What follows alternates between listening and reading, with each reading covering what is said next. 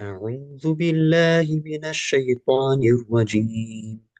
بسم الله الرحمن الرحيم. أم حسبتم أن تدخلوا الجنة ولما يعلم الله الذين جاهدوا منكم ويعلم الصابرين. صدق الله العلي العظيم. بسم الله الرحمن الرحيم.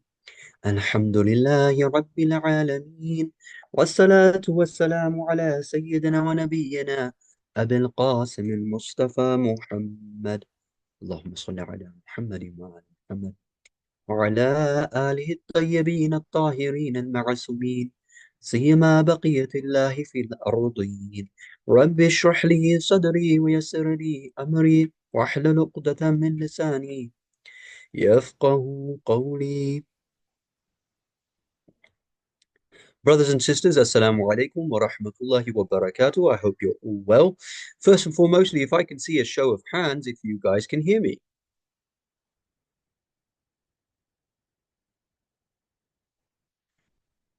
Brilliant. Fantastic.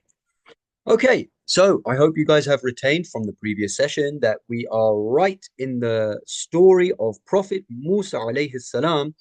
And we are going purely on what the verses of the Quran say, unless we need to do ruju' to the ahadith and actually go to the tafsir when we are unclear about something.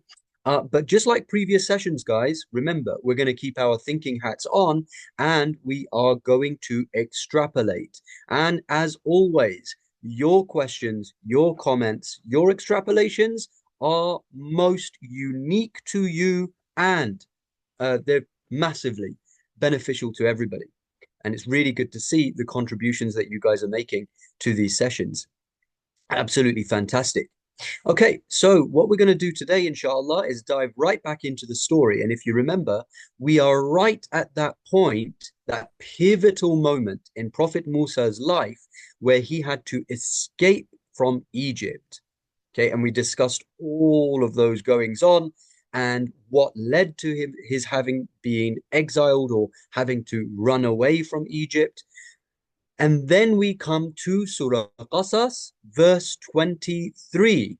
Okay, so if you guys would like to follow along, that's Surah 28, verse 23. Surah Qasas, verse 23. He went to a land called Madian, and when he came to the well of Madian, he found there a crowd of people watering their flocks. And he found, aside from them, two women driving back their sheep or flocks, their cattle. He said, "What is your circumstance? What's the matter?" They said, "We do not water our flocks until the shepherds dispatch their flocks, and our father is an old man." Okay, so he goes to this well, and remember, you've got to try to visualize it. He's in the desert, he's gone to this new settlement, this new village or city or civilization called Madian. And there, what does he see? A whole crowd of people gathering around this well with their herds and their flocks. Some of them might have camels or sheep or goats. And he saw two women there, and they were standing away from that crowd. And he said, "What's the matter?" They said, "We don't water our until the shepherds dispatch, and our father is an old man." So they're basically telling him that, look, our father is an old man. He can't do this job. And so we're coming to do this job on his behalf. And we can't even approach the water until those other shepherds move away. So before we expand on this verse a little bit, let's go to the Arabic and recite it and see how much of that actually affects and impacts our soul. ولما ورد ماء مدين وجد عليه أمة من الناس يسقون ووجد من دونهم امرأتين تذودان قال ما خطبكما قالتا لا نسقي حتى يصدر الرعاء وأبونا شيخ كبير. So understand that when we're reciting these stories, they're not just stories to entertain us. Remember, there's two types of stories. One story is told to you as a kind of fairy tale. It's told to you to put you to sleep. Other kinds of stories are told to you in order to wake you up. And certainly the Quranic stories are there to give you a new perspective. And therefore, we should learn to put ourselves into the stories in order to understand them. Now, this is concerning to women. The first thing that it tells us about those women is that they were staying away from the crowd.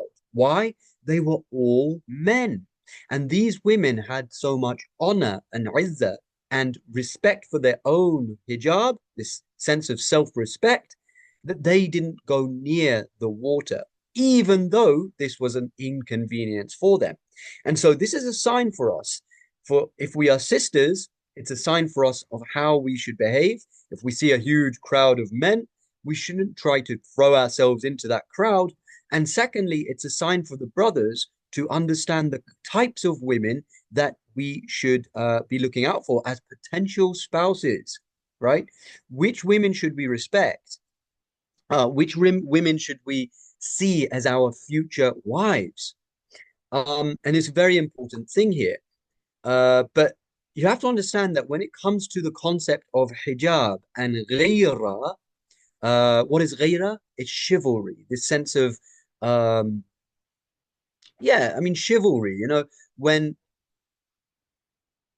you see in Islam, we are supposed to have this chivalrous nature. Uh, الرجال قوامون على النساء قوامين. In another verse of the Quran, it tells us that men are the maintainers, the protectors, the sustainers of women. And that's how men should see themselves, right? There's two extremes when it comes to the concept of ghaira and the concept of hijab between men and women.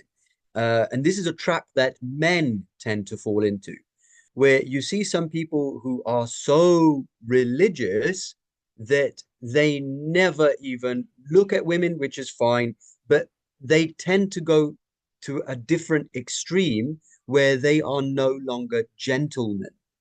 This verse is actually teaching us that you should be a chivalrous gentleman. Musa alayhi salam is walking and he sees these women and they are away from the well. Now, if I was in his position, maybe I would have said, oh, you know what? I'm going to lower my gaze. I don't even want to look in their direction. And I'm just going to go get my own water and be done with it. Musa doesn't do that, though. He sees that, hold on a second, they look like they are inconvenienced, look like they're in some sort of tight spot. Let me try to ask them what the matter is. And he says, what is the circumstance? What are you facing? What's going on here? And then they explain to him that we can't go near there because it's full of men and our father is an old man. Okay. So here we see an example in Musa that when you see, sisters, please forgive me for using this phrase, but a damsel in distress, you should have the heroic and chivalrous nature to dive in there and say, hey, what's up? Maybe I can help. Okay. And so we shouldn't fall into the other extreme either. And you can bet that Musa, when he approached these women at the same time, he wasn't like, hey, ladies, right? He wasn't corny. He probably lowered his gaze. He probably maintained the utmost respect and dignity for those women. At the same time, he was having this chivalrous nature. Okay, so the next verse tells us, so he watered their flocks for them. So you have to visualize it, right? He said, let me do this for you. He takes their sheep. They allow him to take their flocks. He takes them all the way there. And by the way, this is a really strenuous job. We don't usually tend to flocks in our day and age, but if you try to imagine it, you're going to have to keep all those sheep together. There might have been a sheep dog to keep them in track, and you have to go all the way there, make sure that all the sheep have had their water, make sure no poachers steal any of your sheep, and it's a very arduous task. He does this, and he doesn't do it for a payment. He doesn't say, all right, I'm doing this, but you've got to pay me this much. No, he does it out of his kind of chivalrous nature. Then he went back to the shade. So after he's done this, he gives the sheep back to them and he goes to the shade and he sits down. Allah is mentioning the shade here. Why? Because he wants you to understand how arduous that task was. Why would Allah highlight this for us? Remember, I said you have to look at every single word of the Quran. He went back to the shade because he was under the burning sun. That's how he did this job. And then he said, My Lord, indeed I am, for whatever good you would send down to me in need. If you want the best from Allah, perhaps this dua is the best dua for you. So let's recite the Arabic. فسقى لهما ثم تولى إلى الظل فقال ربي إني لما أنزلت إلي من خير فقير. He uses the word faqir. Ya Allah, I'm poor in front of you. I'm a beggar in front of you. I'm completely one of the needy ones in front of you. And this is a beautiful dua. Why is it such a beautiful dua? Because he doesn't pray for anything specific. He's in a devastated state, right? He used to be the Prince of Egypt once upon a time, right? He came from the lap of luxury, so to speak. He was famous. He had it all going for him. He ran away from there, and now he's in the middle of a desert. He's got virtually nothing to the point where he's just sitting in the shade after helping these random women. He probably has no hopes of ever gaining anything from this job that he has done. But look, Allah answers your prayer at a very specific point. When does He answer your prayer? When you have made yourself useful to the community. And that's what Musa alayhi salam did. He first did something to help other people, then he prayed to Allah. Subhanallah. And the thing that he did for these people is something that he deserved payment for. As I said, it was a very arduous task. And yet he wasn't asking anything from them. He was asking it from who? Allah subhanahu wa ta'ala. Okay. Then we come now to what happened after he made this beautiful dua. It says in verse 25 of Surah Qasas, then one of the two women came to him walking with shyness. Again, Allah is emphasizing this haya, this modesty. She said, indeed, my father invites you that he may reward you for having watered for us. What? No way. I wasn't expecting any reward. Okay, great. This is, bearing in mind, this is after the dua that he has made. So when he came to him and related to him the story, he said, fear not. He's talking now to who? Shuaib, this prophet who's given custodianship over the people of Madian. He says, fear not, you have escaped the wrongdoing people. Ah, subhanallah.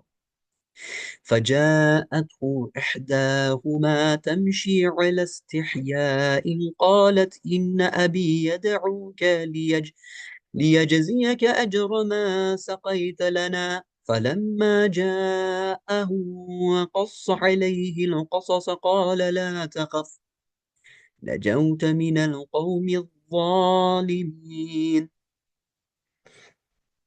Number one, there's a couple of points. And remember, guys, if you get your own points, do write them down so that you can share them at the end of the session when we come to the Q&A session. Number one, the first point, they came walking to him with shyness. Another misconception that we have in the community is that segregation is absolute. Men and women should be absolutely segregated to the point where men never see women and women never see men. And of course, we do have that hadith of Sayyidah Fatima al-Zahra, where she said it would be better for men to never see women and for women to never see men. And there is this concept in Islam of segregation without a doubt. However, if we actually look at what the Quran is telling us and what the ahadith are telling us, we see that interactions between men and women were a regular occurrence. But the point is that those interactions happened with a sense of modesty, with shyness, haya.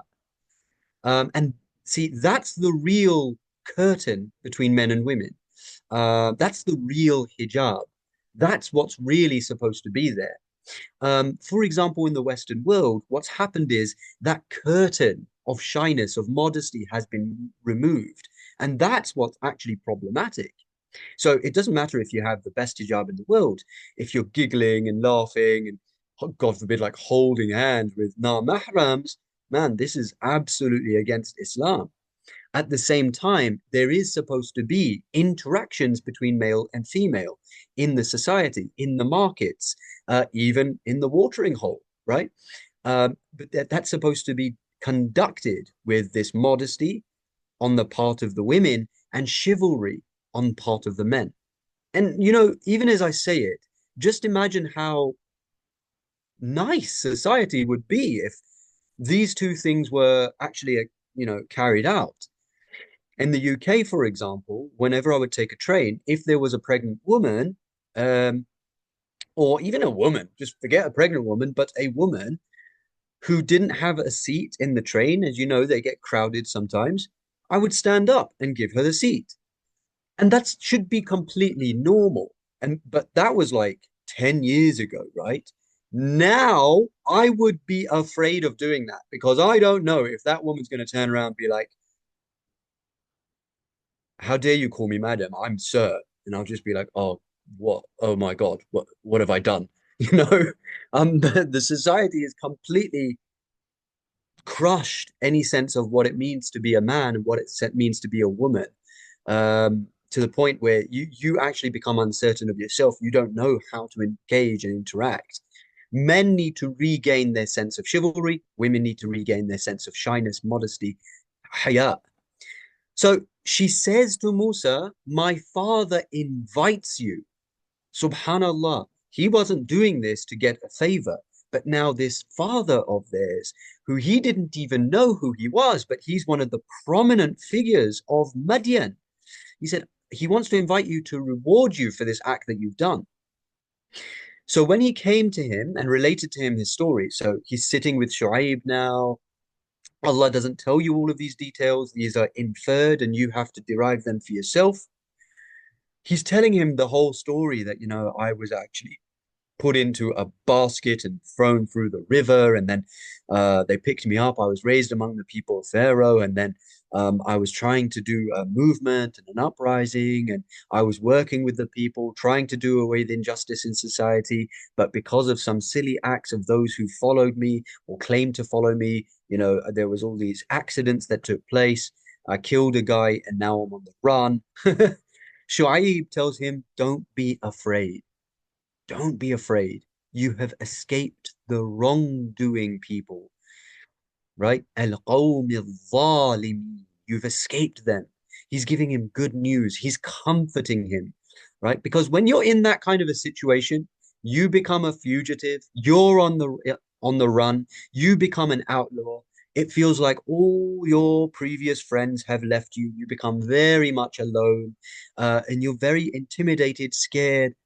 You need that kind of sense of support from somebody. And that is what Allah is giving to Musa now through Shu'aib. He tells him, don't be afraid. What you've done is actually a good thing. It's a fantastic thing because you have escaped the civilization of the zalimeen, the wrongdoers, the unjust people. Dear brothers and sisters, are you seeing how prominent and prevalent the theme of migration from oppressive lands is in the Holy Quran?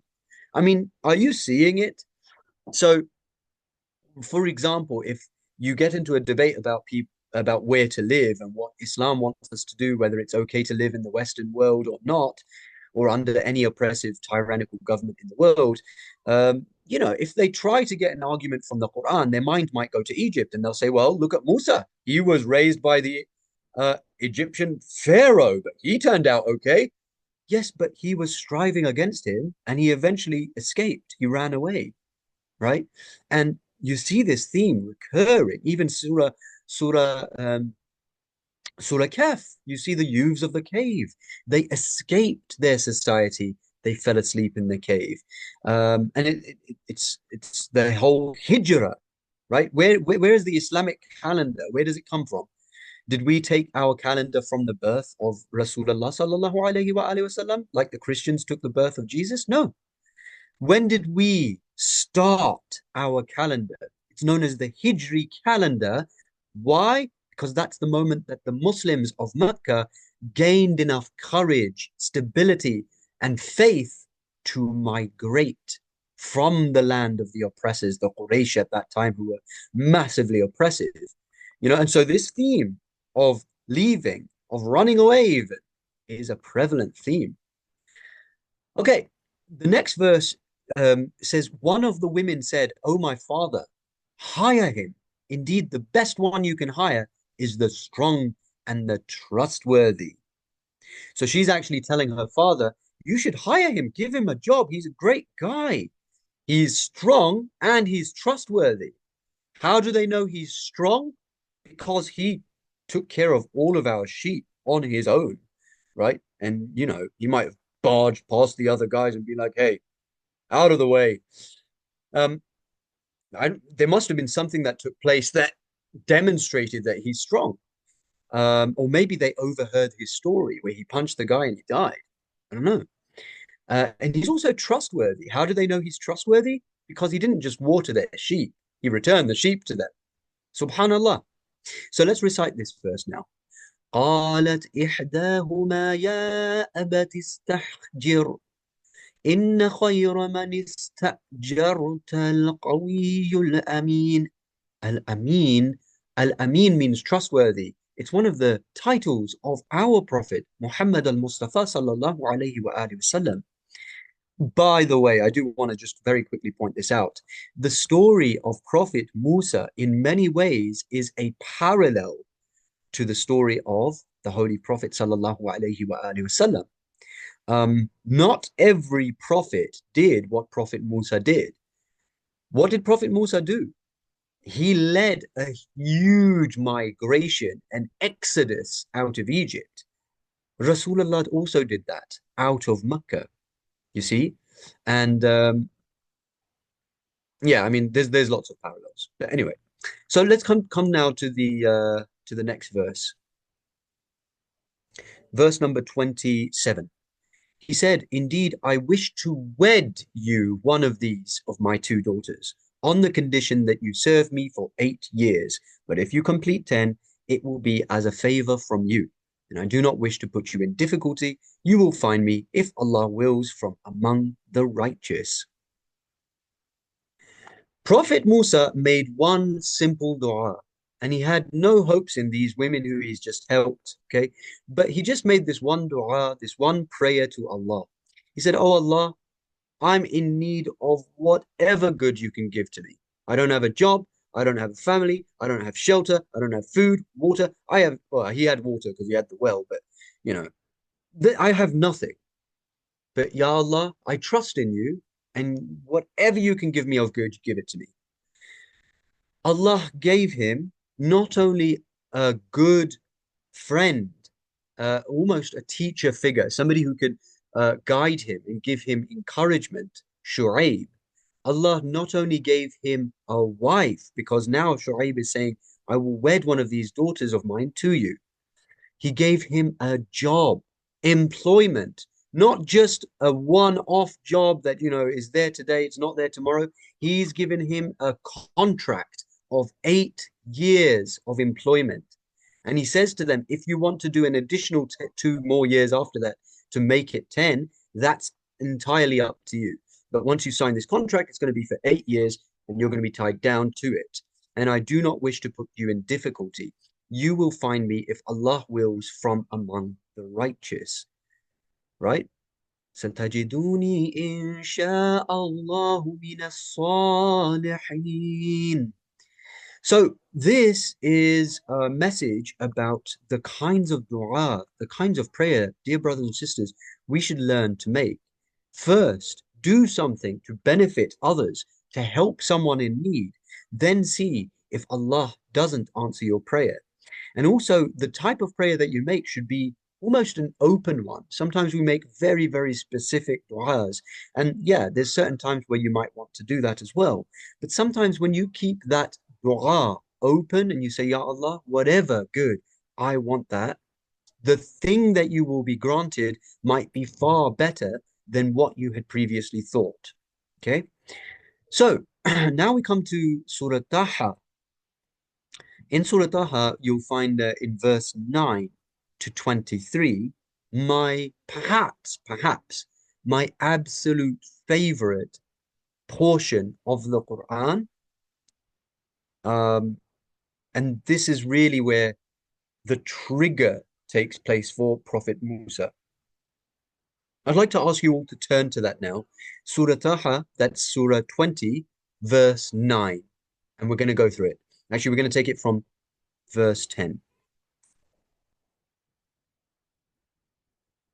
Okay, Surah Taha, verse 10. Again, Allah has fast forwarded. He's been married, he's been under employment, 8 to 10 years, right? There's been all this time for him to grow, for him to increase his skills, to actually gain a skill is a very important thing in Islam. The Holy Prophet actually said how you should gain some sort of profession. And I just want to very quickly throw this in there. There's a hadith, dear brothers and sisters, bear this in mind. I hope it doesn't come back to me. But anyway, I should tell you this hadith anyway, because this guy, very, very pious youth. The Holy Prophet saw a really pious youth. You know, he's reciting the Quran, he's reading the hadith, and etc., etc. He's praying his salah. The Prophet asks somebody, does this youth have a profession? He was told, no, he doesn't have a profession. The Prophet said, he has fallen from my eyes. He doesn't have a skill, he doesn't have a profession, he doesn't have the ability to actually do something, to create something, to make something. He's fallen from my eyes. And the companion said, "Oh, how come? He's such a pious, good youth. Look at him. He's praying, he's fasting, he's reciting the Quran, he refrains from sins." The Prophet says, yes, but if he does not get a skill, if he doesn't gain a skill or, some sort of ability through which he can earn his livelihood, then he is going to earn it through the deen. Ah, that's a scary hadith, especially for a person like me. It's really terrifying. Think about how important it is to actually have something that you can contribute to society. Okay, so Musa has now spent 8 to 10 years gaining that skill, whatever it is. We're going to come to it in a moment. What happens? Again, he is thrown into hardship. Verse 10, what does it tell us? He saw a fire and said to his family, "Stay here. Indeed, I have seen a fire. Perhaps I can bring you a torch or find at that place some guidance. Maybe somebody will be there to guide us." He's not told us anything else. He's just told us this. He's fast forwarded. You have to visualize. Number one, why is he saying, I can see a fire in the distance? Who is his family at this point? And why is he saying, stay here? I'm going to go to that fire. Why didn't he take his wife or his family with him? Right. And so I want you to visualize. He's again fallen into some sort of hardship. His wife is pregnant now. They are in the middle of a storm. He probably has other children too, because it's referring to his family. They're in the middle of a storm. It's raining. It's wet. There's nobody else around them. He needs help.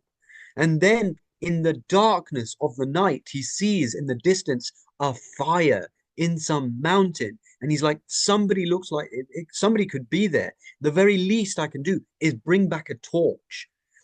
You'd have to build a fire of your own back then. It wasn't like today where you have central plumbing and heating. No, you have to go and build your own fire. Now, if it's wet, if it's raining, you can't even build your own fire. You'd have to rely on a village or some encampment where somebody else has built a fire. Then maybe you can get a firebrand from it. You can get some dry piece of wood and burn that and bring it back to your family. Subhanallah. Musa is in a state of difficulty again. And now he's seeing that fire. Now, think about this, dear brothers and sisters. Sometimes we are in search of God. We're looking for divine guidance. And we go and we search for it everywhere. We don't find it. What is Musa looking for over here? He's looking for a firebrand. He's looking for some sort of guidance. In other words, he's being utterly and absolutely practical, right? He's actually trying to look after his family. In other words, he's doing something which is his duty, looking after your family.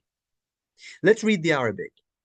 إذ رأى نارا فقال لأهلهم كثوا إني آنست نارا لعلي آتيكم منها بقبس أو أجد على النار هدى.